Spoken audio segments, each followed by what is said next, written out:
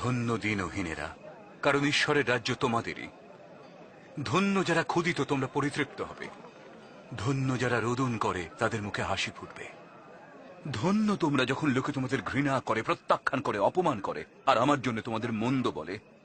এমন অবস্থায় আনন্দ করো, নৃত্য করো, কারণ স্বর্গে তোমাদের জন্য মহা পুরস্কার রয়েছে। এদের পূর্বপুরুষরাও ভাববাদীদের প্রতি এমনই আচরণ করত।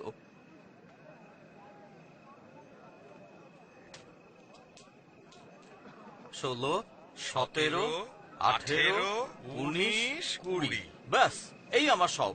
এই তোমার সব? সে কি কথা! ঠিক তোমরা ধনবানেরা, তোমরা এখানেই সুখ ভোগ করলে।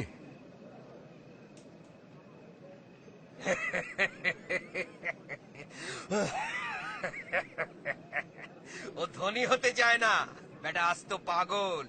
তোমরা যারা হাসছো, ঠিক তোমাদের, কারণ তোমরা কাঁদবে, বিলাপ করবে।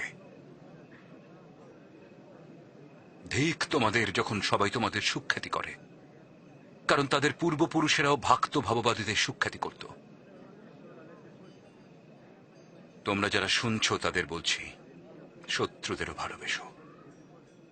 যারা দেশ করে তাদের মঙ্গল করো। অভিশাপ দিলে আশীর্বাদ করো। নিন্দা করলে প্রার্থনা করো।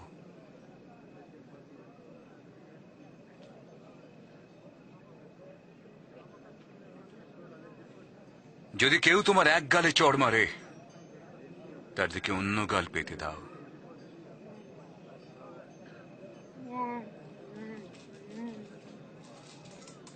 যে তোমার চাদরটা নিয়ে নেয়, তাকে জামাটাও দিয়ে দাও।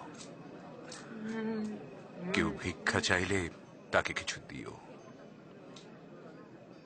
কেউ তোমার জিনিস নিলে তার ফেরত চেও না।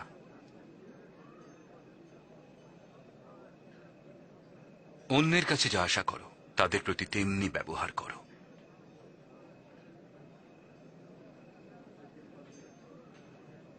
যারা তোমাকে ভালোবাসে, শুধু তাদেরকেই ভালোবাসলে তোমার কৃতিত্ব কোথায় বলো? পাপীরাও যারা তাকে ভালোবাসে তাদেরই পছন্দ করে। যারা তোমাদের উপকার করে, শুধু তাদেরই উপকার করলে তোমরা আশীর্বাদ পাবে কেন? পাপীরাও তো তাই করে। ও ওকে ছোঁয় কি করে? ওর সাথে কথা বলে কেন? কেন্নার কথা।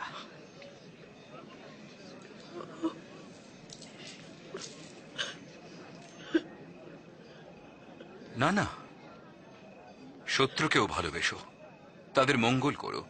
ধার দিয়েও ফেরত পাওয়ার কথা না ভেবেই বিনিময়ে তুমি মহা পুরস্কার পাবে, কারণ তুমি মহান ঈশ্বরের সন্তান। তিনি অকৃতজ্ঞ ও দুষ্টদের প্রতিও করুণা করেন। দয়ালু হও, যেমন তোমার পিতাও দয়ালু।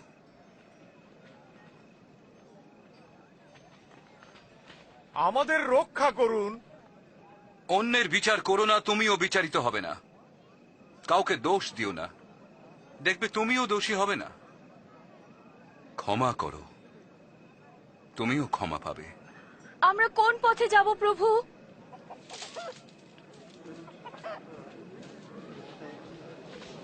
দান করো, প্রতিদানে তুমিও পাবে। তুমি যেমন দেবে ততখানি ফেরত পাবে। অন্ধ অন্ধকে পথ দেখাতে পারে না, সে চেষ্টা করলে দুজনেই গর্তে পড়বে। ভাইয়ের চোখের কুটোটা দেখতে পাও, অথচ নিজের চোখের কড়িকাঠ নজরে আসে না।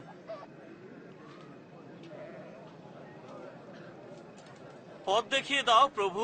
আমরা আপনাকেই চাই যিশু। এমন ছেলে যার, সেই মা কত সুখী। তার চেয়েও সুখী যে ঈশ্বরের বাক্য শোনে, সেই মতো চলে। লোকটা যে কে জানা দরকার। তোমার কি মনে হয় উনি কি মশিও?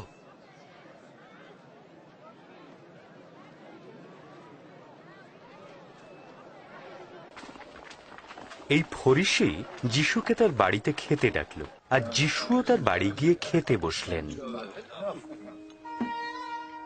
বাচ্চারা সবাই বাইরে যাও, শুনেছ?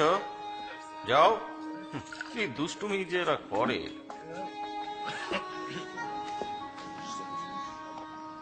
ও এখানে কেন? আমি জানি না।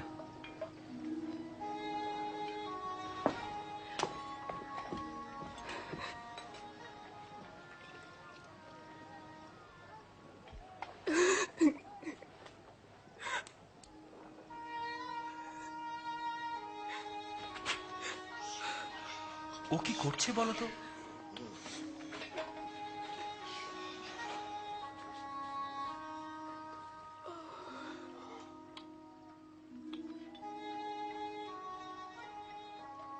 সত্যিকারের ভাববাদী হলেও বুঝতো যে ওকে স্পর্শ করছে সে কেমন মহিলা।